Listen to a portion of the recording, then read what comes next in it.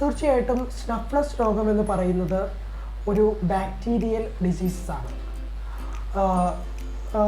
പാസ്ചറല്ല എന്ന് പറയുന്ന ഒരു രോഗാണുവാണ് ഈ സ്നഫ്ലസ് അല്ലെങ്കിൽ മൂക്കടപ്പ് എന്ന് പറഞ്ഞ രോഗത്തിന് കാരണം. വളരെ പെട്ടെന്ന് പടർന്നു പിടിക്കുന്ന ഒരു രോഗമാണ് ഈ സ്നഫ്ലസ് അല്ലെങ്കിൽ മൂക്കടപ്പ് രോഗം എന്ന് പറയുന്നത്. എന്താണ് ഇതിൻ്റെ പ്രധാന ലക്ഷണമെന്നാണ് നമ്മളിനി അടുത്തത് കാണാൻ പോകുന്നത്. നിങ്ങൾക്കറിയാം, ഈ വീഡിയോയിലൂടെ ഒരു റാബിറ്റിനെ നിങ്ങൾ കാണുന്നു.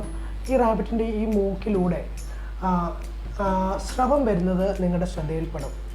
സ്നഫ്ലസ് രോഗമുള്ള അല്ലെങ്കിൽ മൂക്കടപ്പ് രോഗമുള്ള മുയലുകളുടെ ഈ മൂക്കിലൂടെ ഒരു തരത്തിലുള്ള സ്രവം വരികയും അത് ഇടയ്ക്കിടയ്ക്ക് തുമ്മുകയും ചെയ്യുന്നത് നിങ്ങൾക്ക് കാണാൻ സാധിക്കും. അത്തരത്തിലുള്ളൊരു ലക്ഷണങ്ങൾ നിങ്ങൾ നിങ്ങളുടെ മുയലുകളിൽ കാണുന്നുണ്ടെങ്കിൽ തീർച്ചയായും അത് സ്നഫ്ലസ് രോഗബാധയാണ്.